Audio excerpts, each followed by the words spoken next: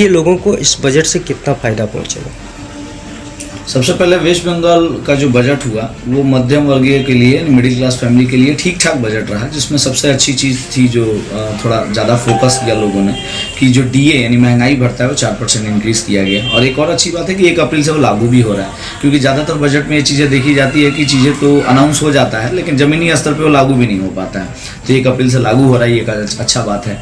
जो आशा आंगनबाड़ी है के जो कर्मचारी हैं उन लोगों के लिए जो है वो 70,000 मोबाइल वितरण का देने का जो है वो सरकार ने वादा किया है। ये एक अच्छी बात है, जिसमें करीबन उनका बजट जो है वो 200 करोड़ का है कि 200 करोड़ रुपए का खर्च होगा अप्रॉक्स 70,000 कर्मचारियोों को मोबाइल बांटने में। तो ये एक अच्छी चीज़ है।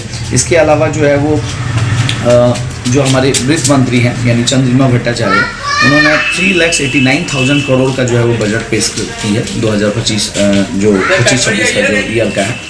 तो ये एक अच्छी चीज़ है, काफ़ी बड़ा बजट है। 16 लाख जो है वो मकान बनाने का वादा किया है सरकार ने बंगाल में। ठीक है, ये मध्यम वर्ग के लिए एक अच्छी खबर है कि सरकार, जो लोग अपना घर नहीं बना पा रहे हैं, जिनके पास आवास नहीं है, वैसी सुविधाएं नहीं है, सरकार इस पर बड़ा काम कर रही है, जिसमें उन्होंने बंगाल आवास योजना के तहत 16 लाख मकान बनाने का जो है वो निर्णय लिया है। तो ये एक अच्छी चीज़ है। बजट में 9,600 करोड़ आंतरिक आवंटन किया गया है। इसके अलावा जो है वो राज्य पद्मश्री परियोजना के तहत जो सड़कें बनाई जा रही थी पहले से, उसको कंटिन्यू रखा जाएगा। और गंगा सागर एक पुल बनाने के लिए सरकार ने 4.75 किलोमीटर का एक पुल बनाने जा रही है, जिसकी लागत 500 करोड़ रुपये आएगा।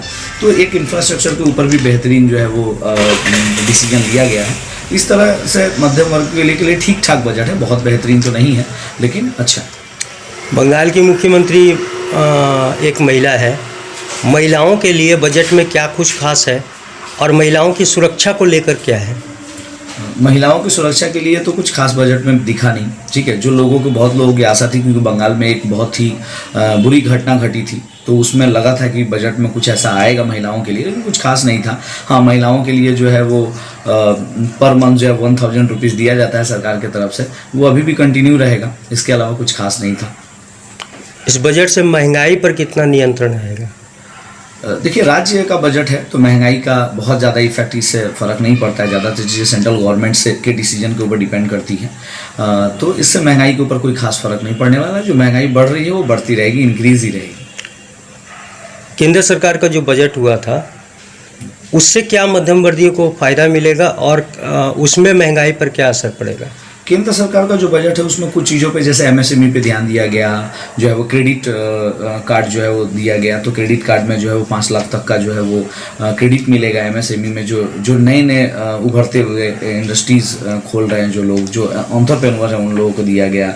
इसके अलावा सरकार जो है वो एक्सपोर्ट पे बहुत सारी चीज़ों में छूट दी। बहुत सारे लाइफ सेविंग दवाइयों के ऊपर सरकार ने जो है वो कस्टम ड्यूटी फ्री कर दिया।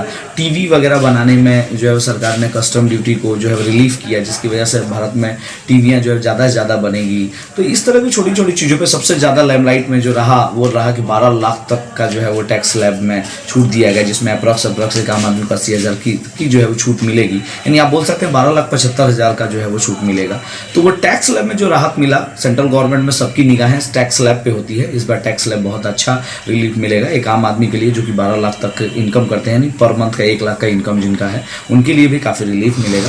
तो ये सबसे अच्छा रहा। बाकी नॉर्मल ही रहा, ठीक ठाक रहा। आपका नाम? जितेंद्र यादव, जीत सर।